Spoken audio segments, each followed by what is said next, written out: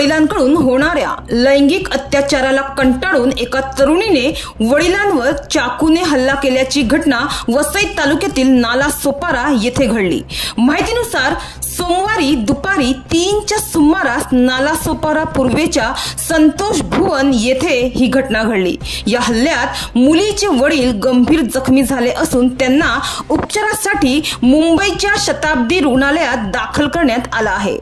प्रीती शुक्ला वय वर्ष 24 ही तरुणी नालासोपारा पूर्वेच्या संतोष भुवन येथील सर्वज्ञ नगर चाळीत राहत असून तुडीज पोलिसांनी दिलेल्या माहितीनुसार तिच्या आईने दुसरे लग्न केले होते।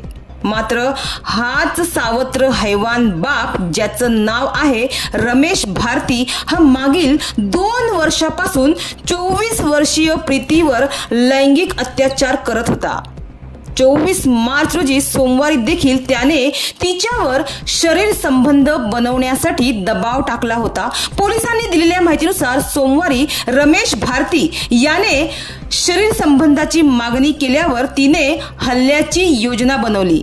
मला हे करण्यासाठी लाज वाटते असे सांगून प्रीतीने वडिलांच्या डोळ्यावर पट्टी बांधली आणि मग अचानक हल्ला केला आणि वडिलांचे गुप्तांग कापून टाकले।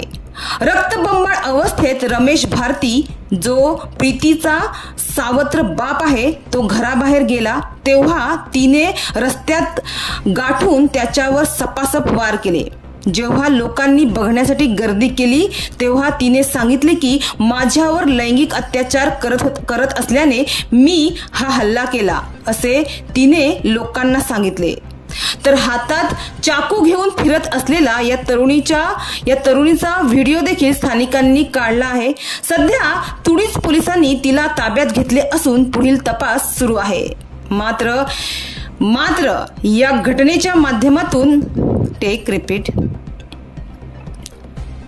तर सध्या तुडीज पोलिसांनी तिला म्हणजेच प्रीतीला ताब्यात घेतले असून पुढील तपास सुरू आहे। मात्र या घटनेच्या माध्यमातून एक हे सुद्धा सांगावंसं वाटते की आईंनी आपल्या मुलीच्या सुरक्षेकडे लक्ष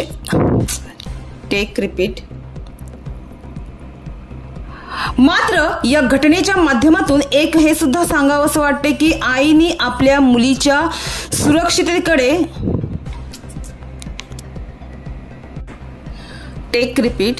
मात्र या घटनेच्या माध्यमातून एक हे सुद्धा सांगावंसं वाटते की आईने आपल्या मुलीच्या सुरक्षिततेकडे लक्ष देणं गरजेचं आहे। घरात आपल्याच मुलीवर अत्याचार होत आहे आणि आईला याबाबत काहीच कल्पना नाही, हे किती दुर्दैव।